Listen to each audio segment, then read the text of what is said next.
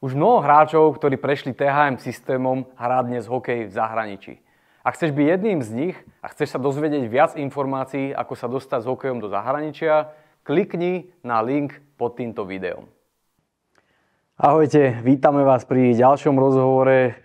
Ako máte možnosť si všimnúť, sme sa trošku premiestnili, zariadili sme novú kanceláriu, kde sme dali do vitriniek fotografie našich dlhoročných klientov a chlapcov, ktorí sa dostali s hokejom do zahraničia. Jedným z nich je aj Matúš Ivaniš, ktorý si našiel čas, prišiel medzi sviatkami, respektíve na sviatky domov z Ameriky. Matúš nám v rozhovore porozpráva, kde a akú ligu hrá, kde pôsobí, ako sa tam dostal, no a aké je to hrať hokej v Amerike. Takže Matúš, vítaj u nás. Ďakujem. No a môžeme teda začať. Priblíž nám, že v akom klube hráš, akú vekovú kategóriu, akú ligu hrávaš v Amerike. Tak, ja hrávam za Oakmoor Patriots Academy. To hráme tú najvyššiu AAA ligu U16. To je do 16 rokov. A chodíme tam akože na také zápasy, tam máme turnaje. Showcasey, hej. Showcasey, no. Zápasy akože potom aj ligové. Tie NAPHL showcasey, aj tie Tier 1 Elite Hockey League, aj tam na tie showcasey chodíme. Kedy si išiel do Ameriky? Kedy si odchádzal do Slovenska? Teraz si tam prvú sezónu? Teraz som tam prvú sezónu, odchádzal som tak nejak na začiatku septembra, 3. 6. som išiel, áno. som letel. Matúš u nás absolvoval letnú prípravu v máji, v júni. A potom v podstate v auguste si bol ešte s Duklou Trenčín, áno, Matúš je hráčom Dukly Trenčín a potom začiatkom septembra si teda odchádzal. Aké to bolo pre teba, keď si tam prišiel? Čo bol najväčší, dajme tomu, rozdiel, alebo môžeme to nazvať aj nejaký šok? Zažil si nejaký takýto šok, alebo iba bolo to nejaké trošku iné ako túto? Skús približiť tie rozdiely, ktoré ty vnímaš, najmä keď porovnáš teda ten slovenský hokej z hľadiska, dajme tomu, zápasov, lebo tu si v podstate hrával U18, že? Áno. Mal si zápasy U18, mal si, že? Mal som, áno. Teda v doraste. No a teraz hrávaš vlastne U16, to ešte doplním, že v Amerike väčšinou sa hráva v tých istých kategóriách, že málo kedy sa stáva, že tí hráči idú o ročník alebo o dva vyššie, takže tam je to tak, že väčšinou hráči hrajú v tej svojej kategórii. No a povedz nám teda o tých nejakých rozdieloch, ktoré ty najviac vnímaš. Tak najväčší šok pre mňa boli asi tie zápasy, lebo tam majú to menšie ihrisko, takže tam je to o mnoho rýchlejšie. Takže na zápasy tam akože väčší zaberák. O mnoho viacej striel tam býva ako tu v Trenčine som mal možno tak, neviem, 15-20 striel na zápas. Tam hneď prvý zápas, čo som hral, som mal len 30 striel za prvú tretinu. Ešte ja by som doplnil, Matúš je brankár, to som na začiatku nespomenul. Takže Matúš je v bráne, takže hovoríš tých 30 striel, aj to malé ihrisko vlastne vplýva na to, že ide na teba oveľa viacej striel. Lebo aj tí chalani akože sú tam rýchlejší, aj akože strieľajú akože pomaly zo všetkého, čo sa len dá. A ešte aj tým, že je to ihrisko menšie, takže je to tam, musím povedať, že fakt, že je kvalitnejšie a rýchlejšie. Pre teba ako pre brankára bolo to náročné zvyknúť si, dajme tomu, na tú väčšiu intenzitu v zmysle toho väčšieho počtu striel a dostal si sa do toho rýchlo alebo trvalo ti dlhšie, kým si zvykol? Ako tie prvé zápasy boli, akože samozrejme, že som si zvykal, že to bol šok pre mňa, ale tak teraz už to beriem tak normálne, že už som si zvykol po tých 3 mesiacoch, čo som tam. Takže už je to v pohode, už normálka. Ty si prišiel do toho mužstva ako do Patriots ako jednotka, brankár, alebo bol si v pozícii dvojky? No, keď som tam prišiel, tak sme tam boli 3 brankári a akože zo začiatku sme sa ešte tak točili a nejak po mesiaci sa to, myslím, že to bol tak mesiac, sa to premenilo, lebo z 18 odišiel brankár a takže jedného zo 16 posunuli hore. Takže som ostal ja v 16 ešte s jedným a tak väčšinou sa striedame, ale je to také, že asi by som povedal, že mňa tam berú ako jednotku. Ako jednotku, hej, že viacej máš ty vlastne tú prednosť v tej bráne. Približ nám trošku zápasový proces. V Amerike možno sa trošku menej trénuje na naše pomery, keď hlavne porovnáme už tú dorastenskú kategóriu, kde napríklad na Dukle je naozaj veľa tréningov, aj na ľade, aj na suchu tým, že je tam akadémia, ale v Amerike je to trochu iné. Záleží samozrejme od každej organizácie, je to trošku inak.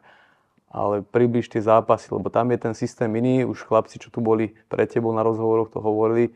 Skús povedať ešte, ako fungujú tie zápasy, koľko máte, dajme toho, zápasov za piatok, sobotu, nedelu a ako fungujú tie showcasy. No takže my hráme vždycky iba sobota a nedeľa. Málokrát sa stane, že hráme, čo ja viem, piatok alebo pondelok. Väčšinou hráme, že sobotu a nedeľu a máme vždycky tak väčšinou 2 zápasy na víkend. Niekedy sa stane, keď ideme na nejaký ten väčší show, keďže máme aj 4 zápasy, tak sa to strieda. A vlastne vždycky niekam cestujeme, málokrát sa stane, že hráme doma. Vždycky cestujeme buď, ja viem, do Minnesoty, chodíme Minnesota, Detroit, Buffalo. Niekedy sa stane, že do Buffalo sme cestovali 18 hodín autobusom. A prídeme tam, no a vlastne máme tam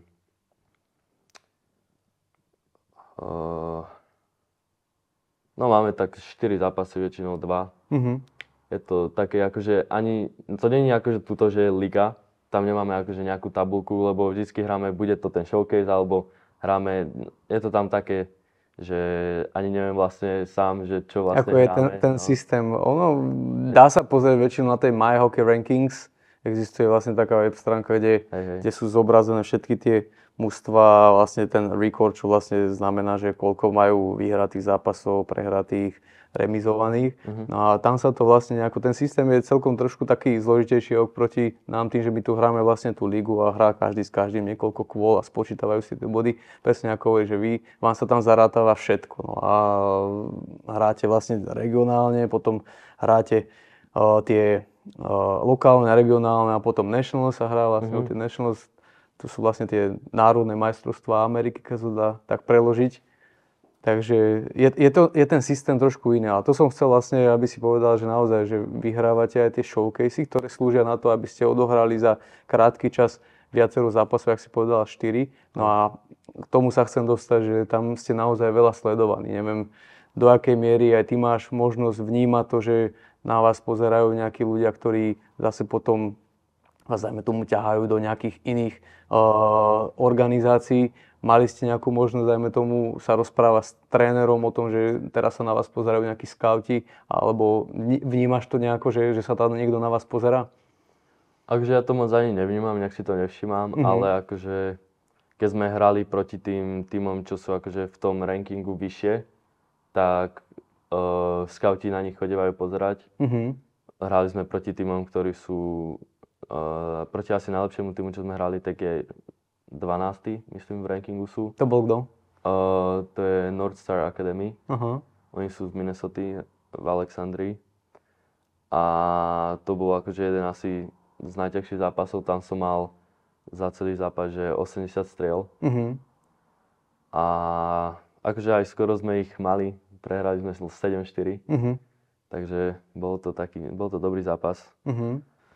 No akože nám tí tréneri, keď hráme proti tým lepším týmom, tak aj vedia akože nám povedať, že akože budú tam nejakí skauti, tak vedia nám to akože naznačiť, ale tak nejako nám to moc nedávajú. Akože stále nám hovoria, aby sme sa proste snažili, že, lebo stále môžeme byť sledovaní. Áno. Aj keď my patríme medzi akože tie slabšie týmy.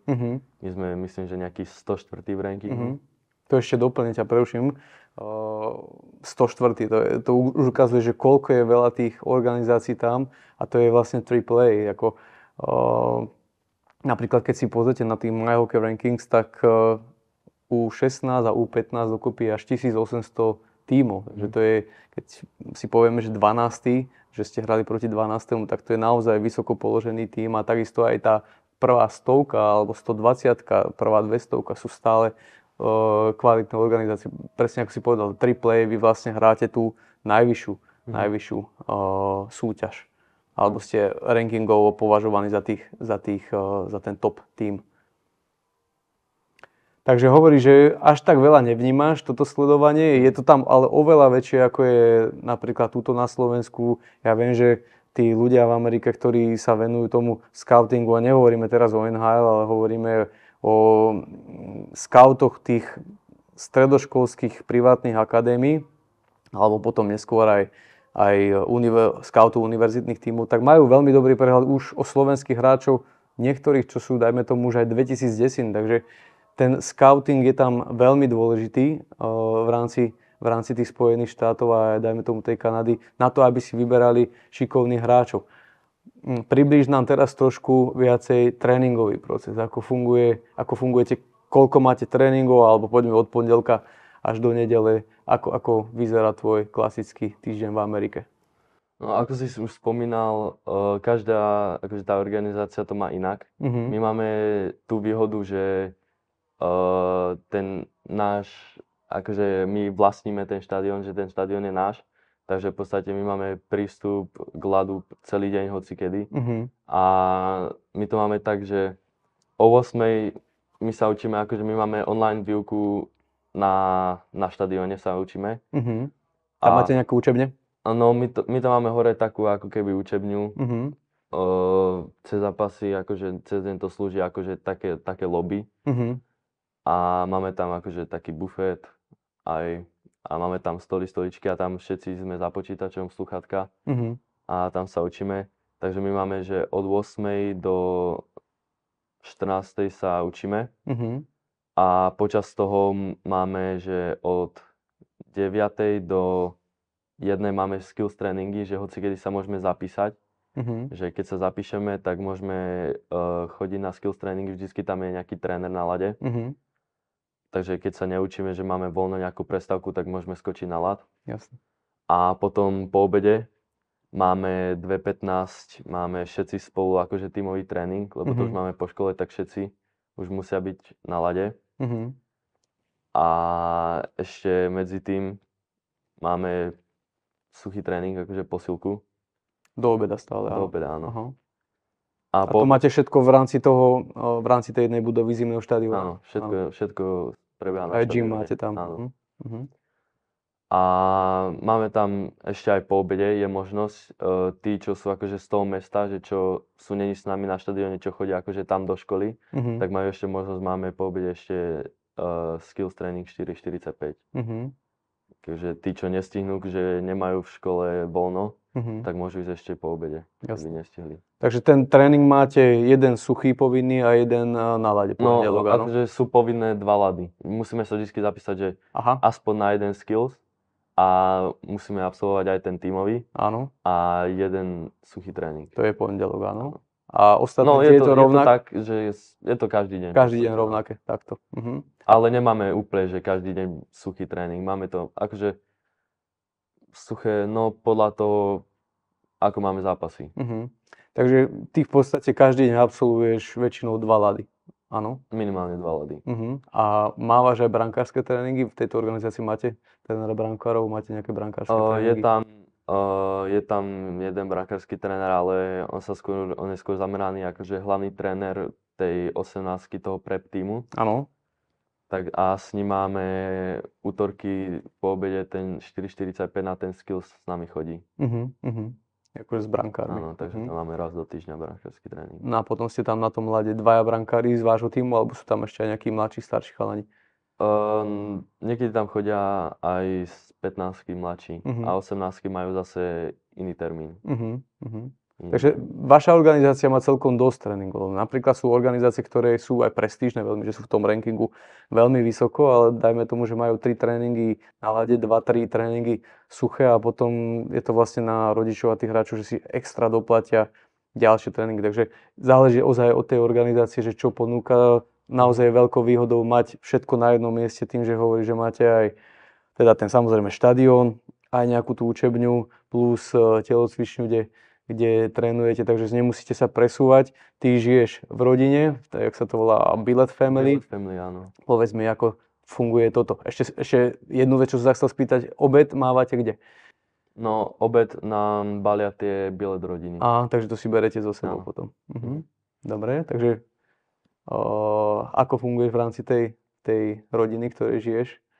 Tak ja tam žijem, my tam máme akože žijem iba s jednou bilet mamou a ona má 2 deti a ona nás, a žijem tam ešte s jedným z 18 a ona nás bere ako vlastné deti, takže ona stará stále, keď niekam potrebujeme zaviesť, tak nás zavezie.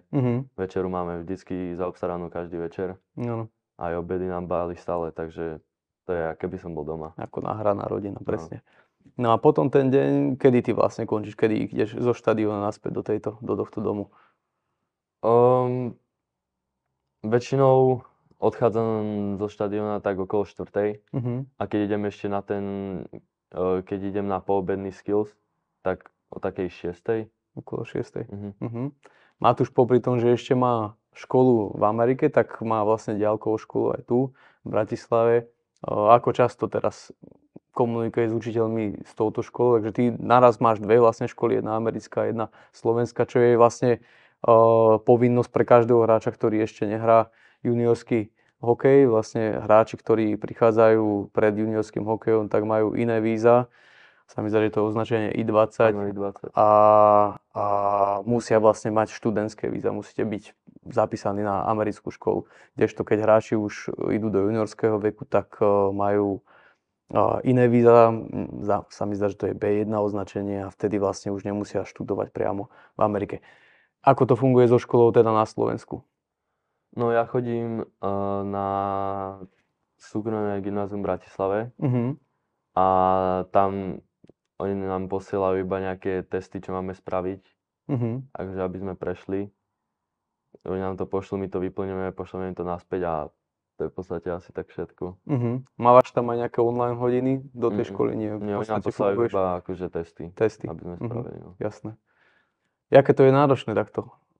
Učiť sa, hrať hokej mimo svojho domova, samozrejme ten komfort tam trochu zabezpečuje tá náhradná mama, keby, ale ako si zvykol za tých pár mesiacov, od toho septembra si tam? Ja už som tam zvyknutý, ja sa tam cítim ako doma, takže ja už to berem tak normálne.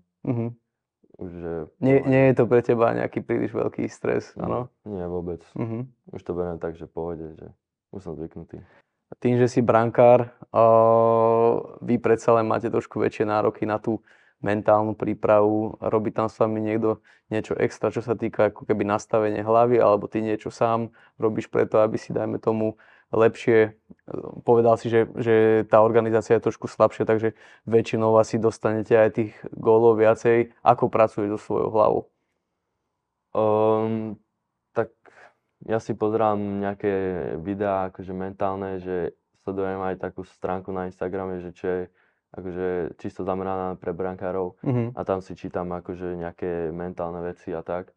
A máme akože aj tímovo také spoločné nejaké prednášky sme mali a mali sme prednášky aj o mentalite, aj o tímovosti a tak. Mávate tam aj videorozbory?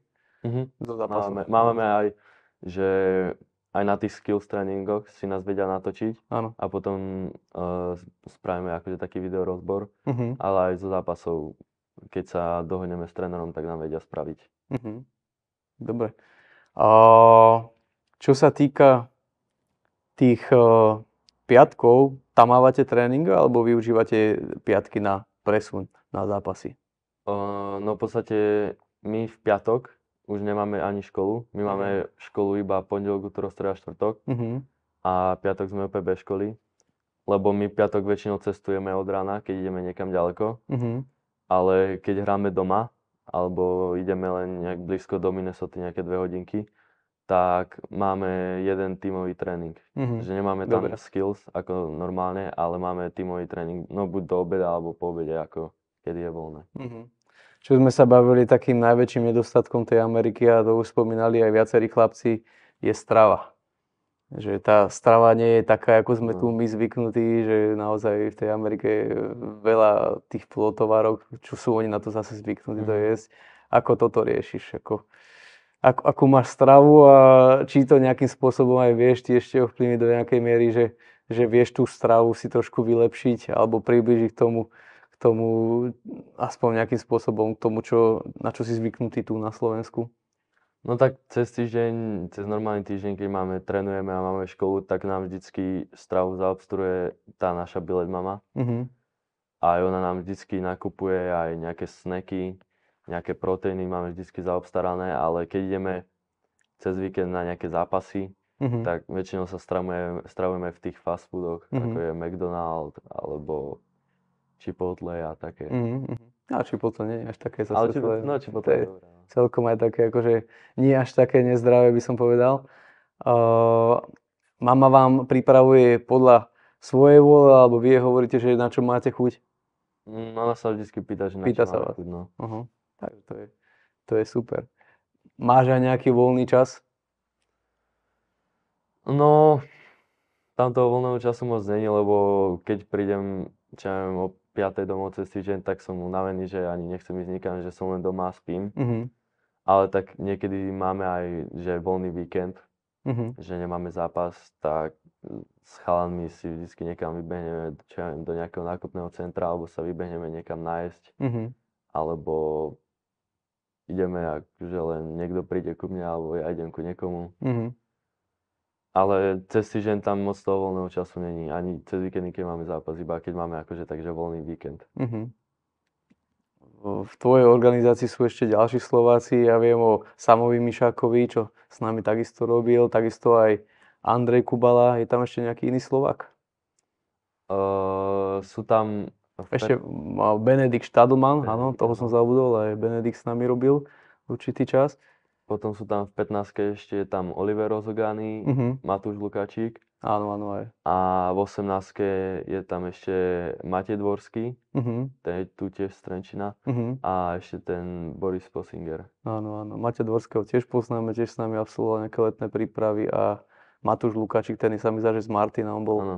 chodieval ku nám na skate milly. Takže ste tam celkom silná zostava, čo sa týka Slovenska. V tvojom týme je niekto zo Slovenska? Ja som tam jediný Ty si Slovák. sám, áno. Samo Mišak je v 18, takisto ako aj Aďo Kubala, že? Áno. No a títo chalani potom sú zase mladší, že? Matúš Lukáčik, Áno. Benedikt. Tam za 15 hráva ten Ozogany, Lukáčik a ten Benedikt. Za ktorý tým? Za 15. Za 15. A potom tí ostatní, čo som spomenul, sú v 18. Dobre, a keď porovnáš mentalitu hráčov v Amerike a mentalitu hráčov tuto na Slovensku, alebo môžeme to povedať aj takú skôr pracovnú morálku, vidíš tam nejaké rozdiely, alebo nie je tam žiaden rozdiel? Tak tá pracovná morálka je tam je veľký rozdiel. Tam tí chalani v Amerike, tam je na nich vidno, že akože chcú makať, chcú sa zlepšovať. Tam vždycky, keď je možnosť ísť na ľad, tak idú. Aj aj tá posilka, vždycky, keď máme napríklad, keď tréner nemôže prísť a je to, že dobrovoľné, tak vždycky si to všetci spravia. Nie je to také, že sa na to niekto vykašle. Takže tá pracovná morálka je tam určite lepšia. A tá mentalita, no to zase záleží. Tam niektorí sú mentálne silní, niektorí sa tam moc opúšťajú. Áno. No. No a keď spomínaš takto, že tí chalani sú trošku, že majú väčšiu alebo vyššiu pracovnú morálku, aj nejakým spôsobom teba to ťahá hore? Máš taký pocit, že ten kolektív ťa posúva vyššie a sám na seba kladieš trošku väčšie nároky a aj sám si potom pridávaš v rámci toho tréningu? Určite áno. Tam, keď vidím, že idú tam všetci, tak zase nechcem byť jediný, že čo to nepôjde spraviť. Tak určite ma to vie, že s nimi potiahnuť, že vždycky si to spravím aj ja. Akí sú tréneri? Približ nám trošku zase trénerov. No, tak s trénermi, ten môj hlavný tréner, my tam máme jedného trénera v 16. A ja mám s ním akože dobrý vzťah, super. Tí tréneri, tam je to skôr, že s nimi, že v tej našej organizácii, že tam máme skôr také akože kamarátske vzťahy. Že tam ich, akože samozrejme, že je tam ten rešpekt, ale je to tam také, že viacej, že Voľnejšie? voľnejšie, no. A čo sa týka taktiky hry. Máte nejakú pevne stanovenú taktiku a ju veľa nacvičujete, alebo je to skôr stále o takých skôr herných činnostiach jednotlivca? No, my máme taktiku, ktorú akože stále že Nacvičujete. nacvičujeme. Už aj tej U16, áno, napríklad presilové hry robíte veľa a tak.